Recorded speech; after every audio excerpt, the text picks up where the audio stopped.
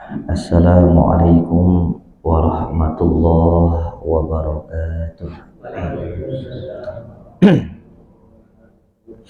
الفاتحة إلى حضرة النبي محمد رسول الله صلى الله عليه وسلم وآله وأصحابه وأزواجه وذرياته ثم إلى جميع إخوانه من الأنبياء والمرسلين والأولياء والصالحين ثم إلى أرواح أمواتنا وأموات المسلمين خصوصا إلى روح مؤلف هذا الكتاب المبارك أن الله يغفر له ولوالديه وجميع مشايخه وأن الله ينفعنا به وبعلومه في الدارين آمين.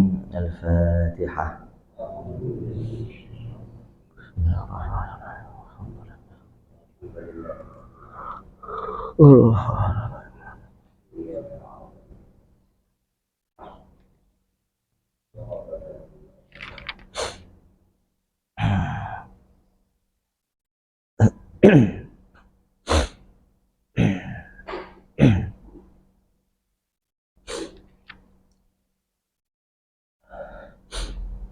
Bismillah walhamdulillah wassalatu wassalamu ala ashrafi khalqillah wa ala alihi wa sahbihi wa man tabi'a hudah wa wala amma ba'd. Fa inna asdaqal hadis kitabullah ta'ala azza wa jalla wa khairal hadiyi hadiyu sayyidina Muhammadin rasulillah sallallahu alaihi wasallam wa syarrul umur muhdatsatuha wa kullu muhdatsatin bid'ah wa kullu bid'atin dhalalah wa kullu dhalalatin finnar. Wa bis sanadil muttasil ila al-imam al-muallif rahimahullah ta'ala wa adama an-naf'a bihi wa bi'ulumihi fid dharain amin. Para jamaah Masjid Al-Manar yang dimuliakan Allah, mari kita lanjutkan hadis yang keempat, kitab Riyadhus Shalihin. Bismillahirrahmanirrahim. An Anas radhiyallahu anhu qala Inna Allah azza wa jalla taba'al wahya ala Rasulillah sallallahu alaihi wasallam qabila wafatih hatta tuwfiya akthar ma kana al-wahyu muttafaqun alaih. Wa an Jabir radhiyallahu anhu qala qala an-nabiy sallallahu alaihi wasallam yub'atsu kullu 'abdin 'ala ma mata 'alaihi, rawahu Muslim. Jamaah Majelis Al-Manar yang dimuliakan Allah, mudah-mudahan waktu yang tersisa ini 2 hadis cukuplah bagi kita ambil pelajaran dan hikmahnya. Yang pertama dari sahabat Anas bin Malik radhiyallahu anhu, semoga Allah ridho kepada beliau. Qala, beliau berkata, Innallaha azza wa jalla, sesungguhnya Allah yang maha luhur, yang maha mulia, taba'al wahya ala Rasulillah sallallahu alaihi wasallam, terus menerus memberikan wahyu kepada Rasulullah sallallahu alaihi wasallam. Qubaila wafatihi,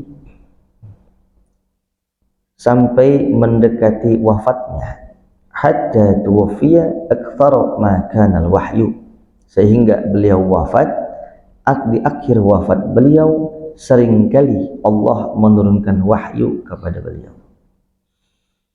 Muttafaqun alaih, hadis ini disepakati atas kesahihannya. Ayat yang pertama turun adalah surah Al-Alaq, Iqra.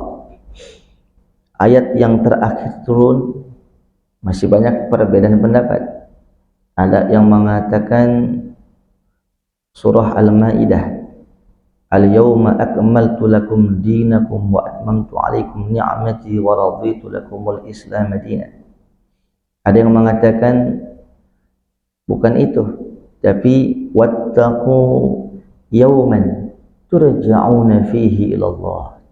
Ada yang mengatakan surah Al-Nasr, iza jaa nasrullah wal fath. Jamaah yang dimuliakan Allah, faktanya di dalam sejarah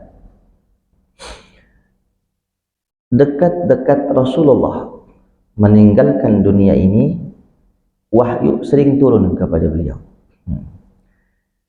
Artinya misi Rasulullah sudah selesai, yang pada akhirnya akan diembankan oleh umatnya, yaitu ulama. Pesan moral yang pertama, khatamun nabiyyin. Rasulullah itu diberikan akhir wafatnya ayat-ayat yang sering turun karena Rasulullah adalah nabi yang paling akhir. Tidak ada nabi lagi setelah Nabi Muhammad.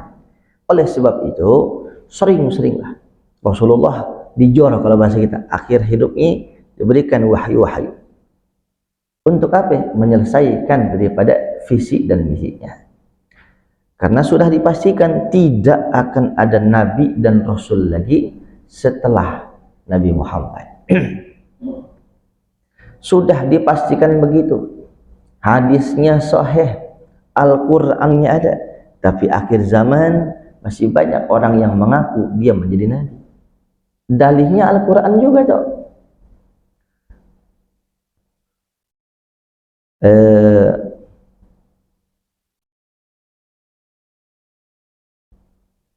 Maka Muhammadun aba ahadim min rijalikum walakin Rasulullah wa khataman nabiyyin. Gitu kan Ustaz tadi? Nabi Muhammad itu bukanlah bapak dari kalian. Artinya kalau yang dulu kan ada anak angkatnya Nabi Muhammad, namanya Zaid bin Harithah. Kira-kira begini, yang gak diangkat anak sama Nabi itu dan rada iri gitu.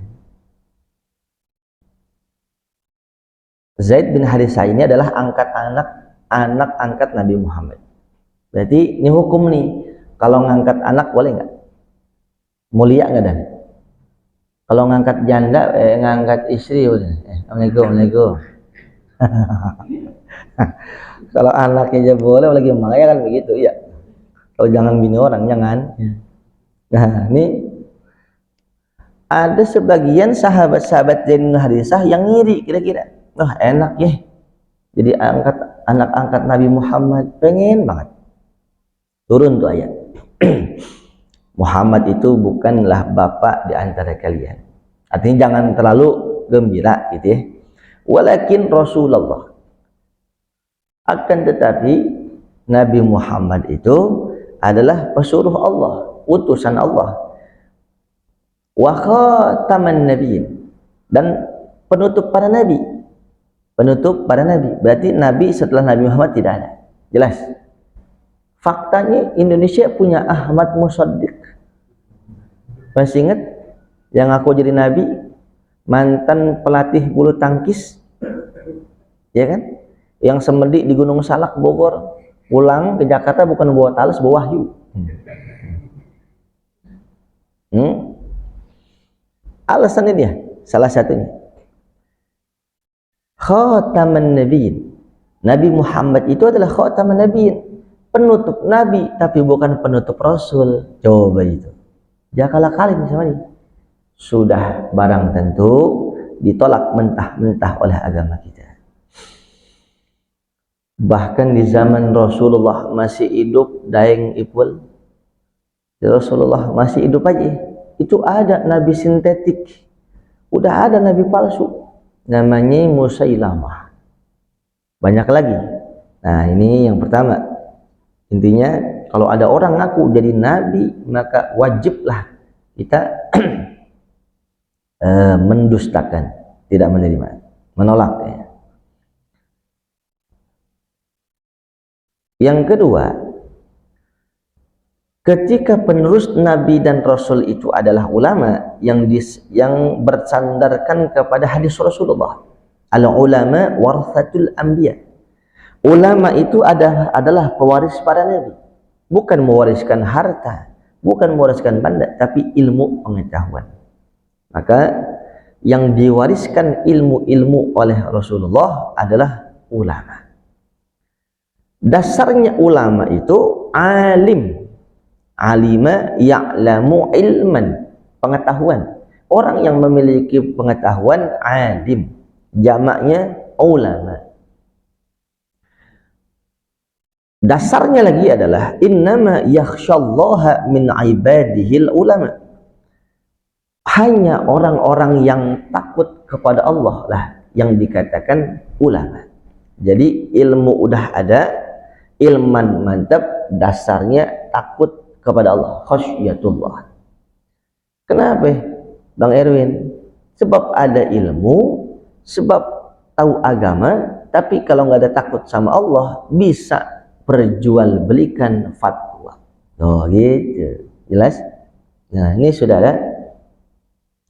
Rasulullah Sallallahu Alaihi Wasallam dikisahkan akhir hidup beliau banyak ayat yang turun. Hadis yang kelima, wa an Jabir radhiyallahu anhu qala qala an-nabiy sallallahu alaihi wasallam yub'atsu kullu 'abdin 'ala ma mata 'alaihi, rawahu Muslim. Rasulullah sallallahu alaihi wasallam dari sahabat Jabir radhiyallahu anhu, beliau bersabda, qala an-nabiy sallallahu alaihi wasallam yub'atsu kullu 'abdin 'ala ma mata 'alaihi. Setiap hamba, setiap jiwa akan dibangkitkan nanti di hari kiamat tergantung kondisi matinya dia. Saudara yang dimuliakan Allah, dibangkitkan dari kubur itu perkara keimanan yang wajib kita percayai. Sekarang alam apa toh?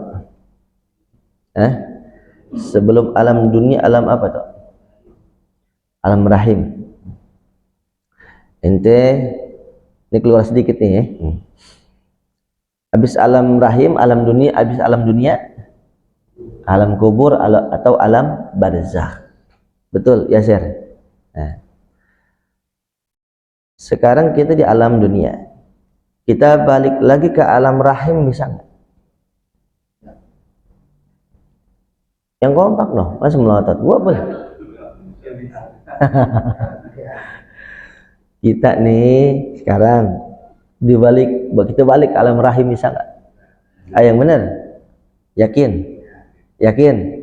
Nah, berarti alam yang sudah kita lewatin nggak bisa kita balik lagi. Jelas? Sekarang orang yang meninggal, orang yang sudah wafat di alam apa sekarang? Alam barzakh atau alam kubur. Yang udah dilewatin alam apa? Dunia. Sekarang bisa nggak orang tuh yang udah mati balik ke dunia? Gentayangan, penampakan, cekikikan, bahkan menyekek, bahkan nyari RT karena apa? Tali pocongnya kagak dibuka. Jawabannya adalah ente bisa nggak sekarang balik ke alam rahim? Nggak bisa. Begitupun orang yang sudah di dalam kubur nggak bisa balik ke alam dunia. Begitu. Tapi bener Pak Ustadz, ini emak kayak Israel nih, udah kasih tahu masih aja ngerengkal. Ngapain poin Don? Bener Pak Ustadz, orang saya dengar cekikikannya, orang lagi 7 hari, jam 2 malam, ada yang nyisir kelihatan almarhumah. Seandainya, faktanya seperti itu seandainya, maka tidak lain dan tidak bukan itu adalah perbuatan bangsa jin yang menyerupai almarhumah untuk menggoyah akidah orang yang masih hidup agar lebih takut kepada setan ketimbang kepada Tuhan. Faktanya apa? Almarhumah diisuin, wah gentayangan, wah amalnya kagak diterima, boleh jadi tukang gosip, utang kagak dibayar, tuh kan kesian almarhum. Kan kata Nabi, uzkuru mahasina mautakum wa kufu an masyawihim. Sebutkanlah kebaikan orang yang udah mati, jangan dibuka aibnya, lu bakal mati juga lu. Waalaikum. Tuh, orang yang udah mati aja nggak boleh dibuka aibnya, kasihan diazab dia. Bodo amat, emang begitu, lu bakal mati. Kalau lu mati mau diomongin aib lo, kan begitu. Makanya kata Imam Syafi'i, janganlah kau gunakan lisanmu untuk membuka aib orang, karena orang juga punya lisan dan dirimu punya aib, begitu. Ini namanya perbuatan berbanding lurus dengan akibat. Saudara yang dimuliakan Allah, fitnah kan, perbuatan jin kepada almarhumah, orang dari kubur 7 hari lagi masih nyisir. Coba itu, nyanyi lagi di kamarnya, mau melati lagi. Itu mah alasan klasik perbuatan jin-jin kafir begitu. Jadi almarhumah jelek kan namanya itu, jelek, maka keluar daripada ajaran Nabi Muhammad. Yang kedua, lebih fatal lagi, biasanya kita rajin tahajud malam, rajin ngaji di masjid musola, lewat rumah dia angker takut. Itulah kerjaan setan. Jelas. Makanya kalaupun ada hal-hal seperti itu terjadi, memang ada, tapi ingat bukan almarhum, bukan almarhumah. Harusnya ngaji, tapi lewat rumah almarhum, jangan kagak ngaji, beraniin. Oh berarti kudu pakai jampe, tapi jangan numpang anak babi mau lewat, jangan. Berarti ngatain malu babi namanya. Ada begitu. Kita punya panutan hidup, kita punya pedoman hidup. Siapa pedoman hidup kita? Baginda Nabi Muhammad sallallahu alaihi.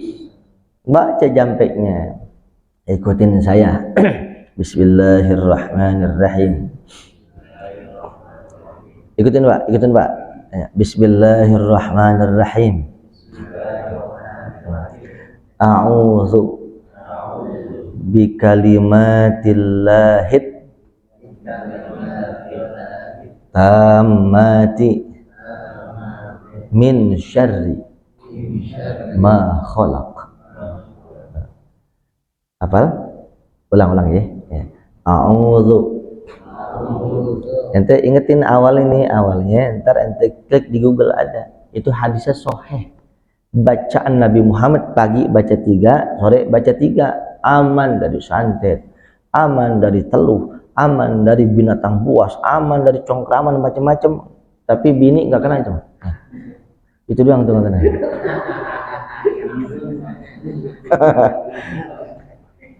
Ayo baca ya. A'udzu. Nah, ente kan ingat tuh a'udzu bikalimatillahi ya. Bikalimatillahit tamati. Ulang ya. A'udzu bikalimatillahit tamati min syarri ma khalaq. Sekali lagi, a'udzu bikalimatillahit tamati min syarri ma khalaq. Artinya aku berlindung dengan kalimat-kalimat Allah dari segala sesuatu keburukan yang Allah takdirkan. Nah, pagi baca 3, sore baca 3. Dulu ada jemaah yang kalau bahasa kita tulang kuning, iga kuning, tulang rawan. Apa itu maksudnya? Orang yang sering kesurupan. Yang iya, iga jarang, betul. Kalau iga sapi sih enak ya. Iga jarang ya. Betul, sambet.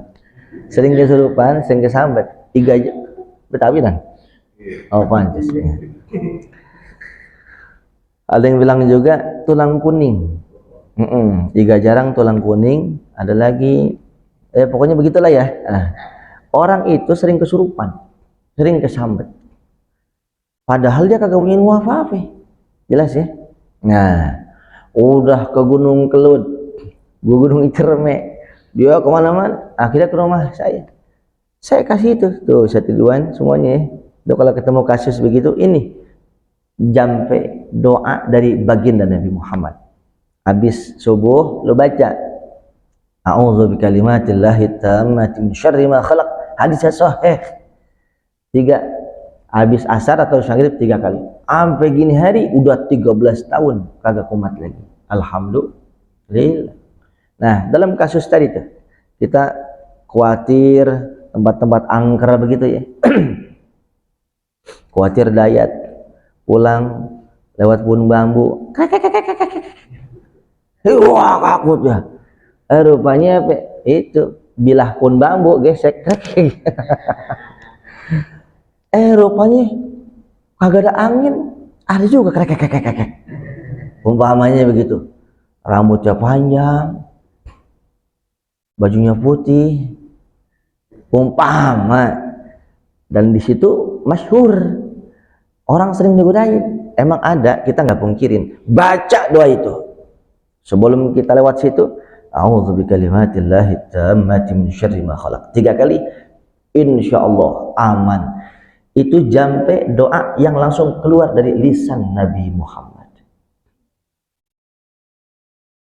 Lah, lu kagak percaya toh? Bisa? Baru percaya barusan ini. Tadi gua katanya hadis Nabi sahih.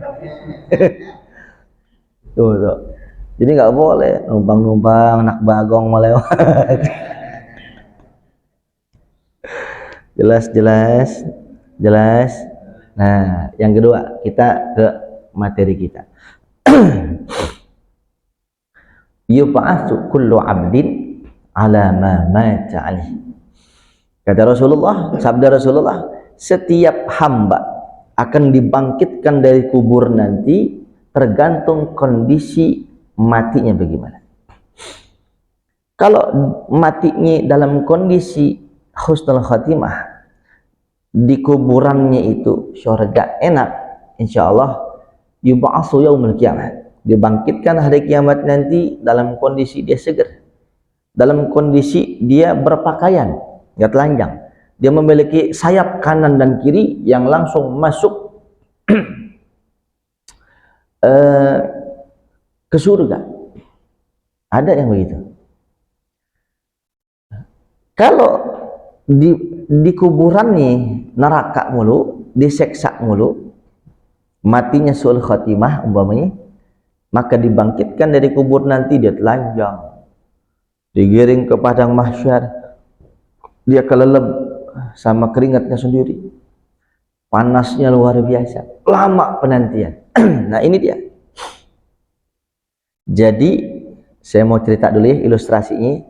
Alam rahim udah, alam dunia sekarang, nanti bakal ke alam barzakh, alam kubur kelar, alam kiamat, alam bi'tsah, dibangkitkan dari kubur kita setelah rata semua kiamat, bangkit dari kubur. Kemudian kemana? Yuqasuna fil mahsyar, digiring semua orang yang sudah wafat, muslim non muslim, semua digiring ke padang mahsyar. Mahsyar itu tempat berkumpul dari zaman Nabi Adam sampai terakhir itu manusia akil balik, kumpul di situ semua. Kemudian ini cerita singkat ya, di padang mahsyar bagaimana. Wah, ini ngomong bahasa kalimah kagak kelar ini. Habis dari padang mahsyar digiring lagi tuh kemana? Ke hisab, dihisab amalan kita, dihitung amalan kita dari yang paling kecil kebaikan sampai paling besar, dari kejahatan paling kecil sampai kejahatan paling besar, dihitung udah semua masuk ke mizan. Jalan lagi mizan, timbangan, timplang yang mana? Kalau timplang yang kanan berarti golongan kanan, insya Allah lanjut ke stasiun selanjutnya. Kalau timplang, ngerti timplang kagak? Doyong ke kiri, maka nyeburlah ke neraka sebelum ke stasiun selanjutnya direndam dulu. Jelas? Masuk lagi ke As-Sirat. Kalau yang dulu kita kenal jembatan Shiratal Mustaqim. Sebenarnya bukan jembatan Shiratal Mustaqim. Yang betul As-Sirat. Kalau jembatan Shiratal Mustaqim bisa jadi ada jembatan Shiratal ladzina an'amta maghdubi alaihim waladdallin. Amin. Ya. Yang betul itu As-Sirat. As-Sirat. As-Sirat itu jalan yang begitu panjang, panas, terjal. Di jalan itu ada 7 jembatan gitu. Beda dong jembatan dengan jalan yang panjang ada 7 jembatan, beda. Jelas? As-Sirat itu artinya jalan yang panjang, yang jauh. Di jalan yang panjang itu ada 7 jembatan. Setiap jembatannya malaikatnya beda-beda. Yang nanya, ditanya 7 malaikat. Ditanya tentang syahadat. Jembatan kedua ditanya tentang sholat. Ya kalau nggak sholat ya nyemplung dulu di neraka sakor, digodok dulu ya kan. Tapi nggak pakai ketupat. Pakai ketupat sayur godok namanya. Kalau sholatnya bagus ya langsung ke jembatan ketiga. Ditanya tentang puasanya. Kalau puasanya cakep langsung ke jembatan selanjutnya. Kalau puasanya hari pertama, hari 29 doang, ntar malam takbir baru puasa dari itu, maka digodok lagi. Dia tanya jembatan keempat tentang zakat. Bayar zakatnya? Oh tenang malaikat, zakat fitrah maka gak benar lepas. Paul, bukan zakat fitrah doang. Ente punya uang berapa?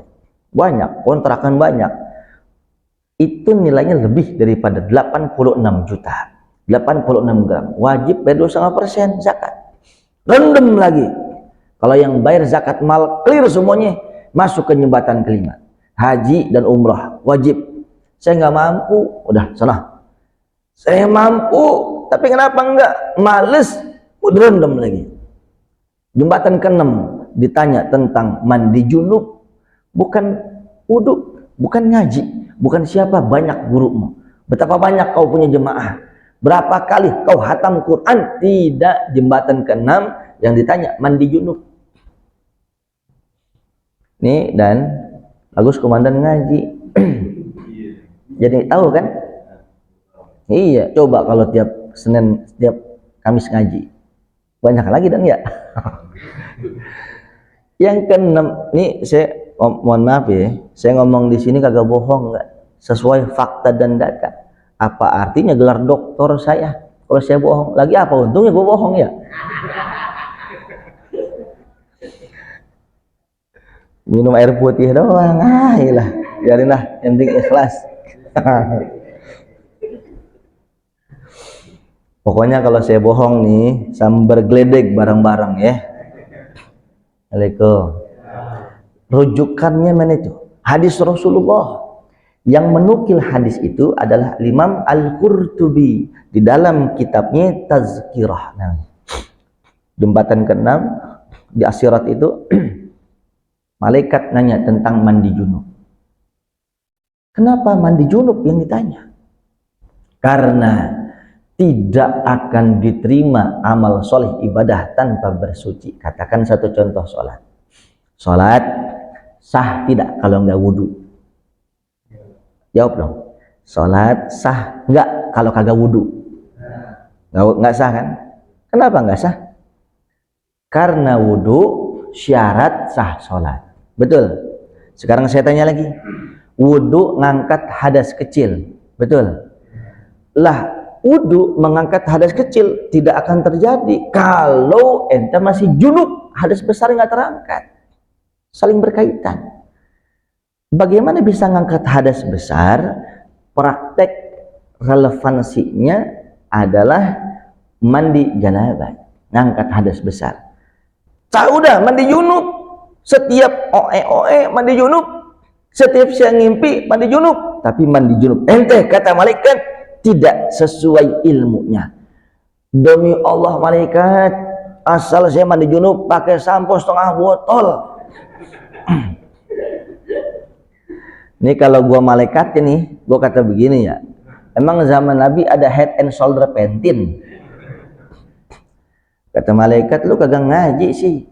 Mandi junub itu cuma 2 rukunnya. Niat, nawaitul ghusla lirafil hadasil akbar fardhon lillahi ta'ala. Saya baca malaikat, lu cuma baca, itu sunnah. Yang wajib dalam hati, ketika air pertama turun basuh ke badan kita, barengin dalam hati, saya niat mandi untuk ngangkat hadas besar fardhulillah ta'ala. Oh begitu, tak. Salah itu. Kadang ngaji. Yang kedua, ta'mimul ma' ala jami'il badan, meratakan seluruh air ke seluruh badan. Ratain air, jangan pakai sampo dulu. Ratain nih kepala, mata harus kena, hidung semua kena, kumur-kumur, kuping kanan kiri, semak belukar ketek nih, kemudian udel, kubul, dubur, semua kudu kena. Bener bang, lu masih muda nyender aja lagi ya. Orang ngaji nyender setengah, malah bagi 2 tembok. Gak apa-apa, biarin ya, daripada mancing udah sini aja deh ya. Dengerin ya, abang ngomong nih.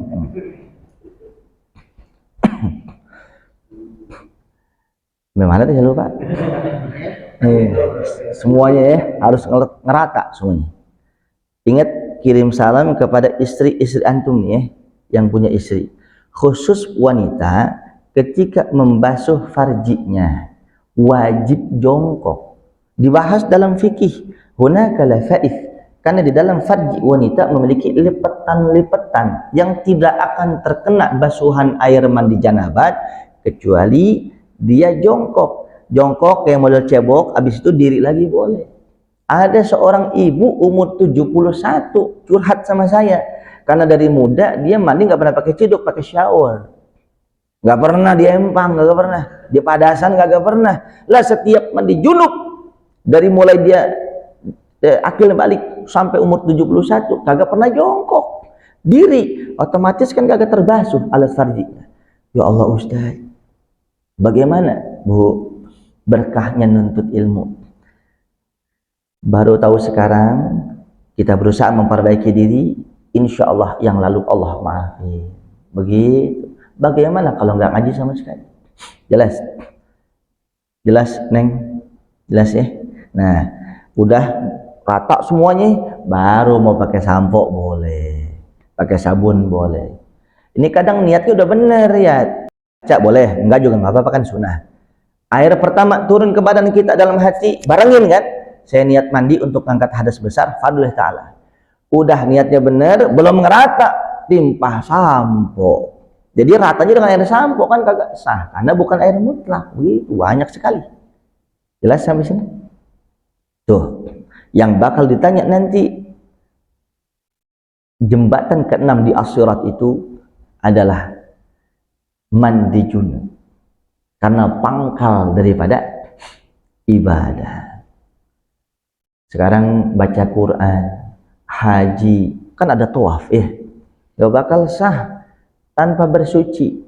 Oh, saya udah wudu, jelas ya, wudu gak bakal sah kalau ente masih junub. Saya udah mandi junub ente kayak capung cebok, ental.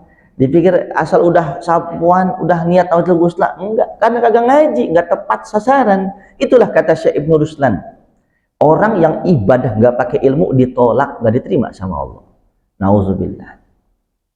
Saudara, jembatan kepada apa tuh? Jepri. Ya, gua tanya lu sama aja. Jembatan kepada apa, Jepri? Nah, betul. Biar gampang urusan dah.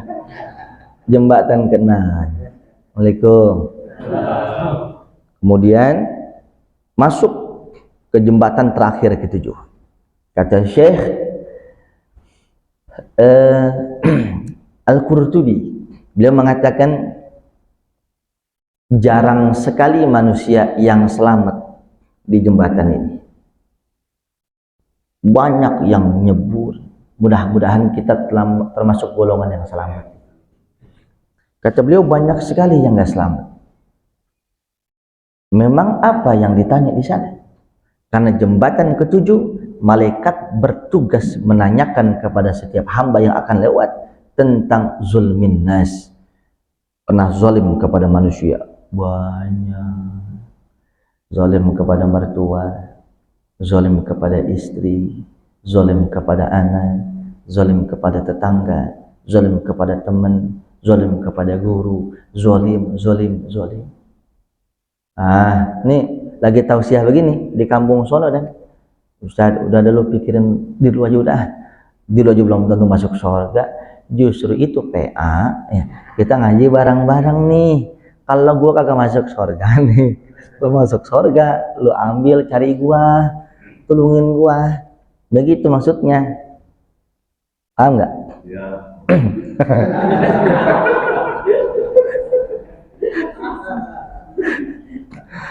Ada nyandoy samping dan nyandoy. Ya Ustadz mah insya Allah dah masuk surga, tapi kalau nyak nggak ada di surga, Ustadz tolong carinya ya, gua ogahnya. Dia nangis. Bercandanya maksudnya bercanda. Nah, jelas. Jadi yang dimaksud jembatan Shiratal Mustaqim artinya bukan jembatan, as-sirat yang betul. Jalan yang panjang tapi ada 7 jembatan. Ini ilustrasi dari kecil. Kita tahunya jembatan Shiratal Mustaqim nanti itu kayak rambut dibelah 7, begitu kan? Lah boro-boro rambut dibelah 7, sehelai rambut dibelah 7, pakai tambang sapi jatuh mulu kita. Itu sebenarnya saduran dari itu penjelasan. Saking sulitnya, di situ ada 7 jembatan. Diibaratkan sehelai rambut dibelah 7, begitu maksudnya. Jelas sampai sini? Coba bayangin rambut dibelah 7, bagaimana jalannya? Ya, orang sirkus ya. Paham? Saudara? Nah, setelah as-sirat, mudah-mudahan kita selamat ya. Golongan kanan masuk surga, golongan kiri masuk neraka. Nauzubillah min dzalik. Kita balik ke hadis ini. Jadi mati dibangkitkan nih orang dari kubur tergantung matinya dia bagaimana tuh di kuburan, enak apa kagak? Lah kan kita kagak tahu. Ini kuburan ini nih, enak apa kagak nih? Win, ini kuburan nih, enak apa kagak nih? Kan kita gak tahu ya. Oh, kata orang rumahnya enak, orang saya beli 2,5 miliar. Kan ada tuh kan kuburan 2,5 miliar. Malaikatnya baik-baik, pakai AC 1 PK dia. Belum tentu. Beli kuburan 1 kali 2 meter di sono 2,5 miliar, harta korupsi, anak yatim lu embat, kotak amal masjid mau salat lu bobok, sendal khotib Jumat lu betak, kerjaan lu bokep yang ngaji kagak. Coba itu. Waalaikumsalam. Jadi jangan lihat kuburan, lihat kuburan para nabi, lihat kuburan para orang-orang soleh, sahabat Rasul di Baqi', di Ma'la. Emang dibangun kagak? Cuma 1 dikali batu doang. Jelas dah. Nah, intinya mau nggak kuburan nanti enak? Mau nggak kuburan nanti bahagia, surga? Mau nggak ya? Mau berangkat kapan ya? Tab dulu dah ya, tab dulu. Ini rumusnya untuk menutup kajian kita siang ini. Rumus dari Syekh Al-Munawi. Kalau akhirat bagaimana mati di bagaimana mati di kuburan? Nah, kata Syekh Al-Munawi, yamutul mar'u ala ma'asyarih. Matinya seseorang tergantung kondisi hidupnya bagaimana. Tuh. Insyaallah Allah turunkan rahmat kalau dari dulu istiqomah ibadah, istiqomah ngaji, hati kagak dengki, istiqomah kita wirid, istiqomah baca Quran, maka sesuatu tergantung kebiasaannya. Kebiasaan melaksanakan ibadah, insya Allah kuburannya. Tapi kalau biasa mancing terus, mancing boleh, waktunya ngaji, waktunya sholat, Masa deprok ngaji sama ulama sama kiai sama habaib sejam, selonjor lipat selonjor 24 selonjoran. Lempangan jongkok dia empang 4 jam kuat neger coba itu. Jelas ya? Assalamualaikum. Banyak kan mana majlis taklim kajian sama majlis taklim dangdutiyah. Banyak mana dan?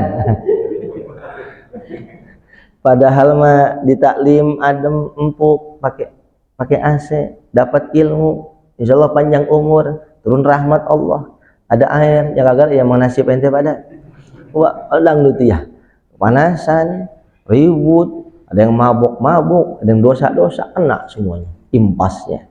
Auzubillah min ngomong dangdut datang IO-nya ya.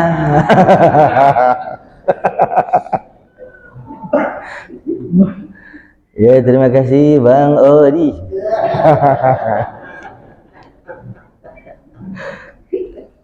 Gue udah mau doa gue udah mau doa. Iya, gue lagi ngomong masalah nih perbandingan akhir zaman. Banyakan mana jamaah taklim sama jemaah dangdut gitu, dangdut lapangan. Kata komandan ya dangdut Ustaz. Ente datang IO-nya. Baiklah jamaah. Assalamualaikum. 1 jam menghapus dosa 60 tahun. Jelas? Kalau ngaji setengah jam 30 tahun. Ngaji 15 menit 15 tahun. Ngaji 5 menit 5 tahun. Odi belum semenit nih. Setahun juga belum ya kan? Mudah-mudahan kerja juga ibadah, iya. Pas semenit dah tuh, ya kan? Berarti setahun diampunin dosanya sama. Mudah-mudahan ada manfaatnya. Allah berikan berkah kita semua. Bismillahirrahmanirrahim. Alhamdulillahirabbil alamin wa sallallahu ala sayyidina Muhammadin nabiyil ummi wa ala alihi wa sahbihi wa sallam. Allahumma nafa'na bima 'allamtana وعلمنا ما ينفعنا ورزقنا علما ولا تزغ قلوبنا بعد إذ هديتنا ربنا آتنا في الدنيا حسنة في الآخرة حسنة وقنا عذاب النار ربنا تقبل منا إنك أنت السميع العليم وتب علينا إنك أنت التواب الرحيم وصلى الله على سيدنا محمد النبي الأمي وعلى آله وصحبه وسلم. Subhana rabbika rabbil izzati amma yasifun wa salamun alal mursalin walhamdulillahi rabbil alamin. Assalamualaikum warahmatullahi wabarakatuh.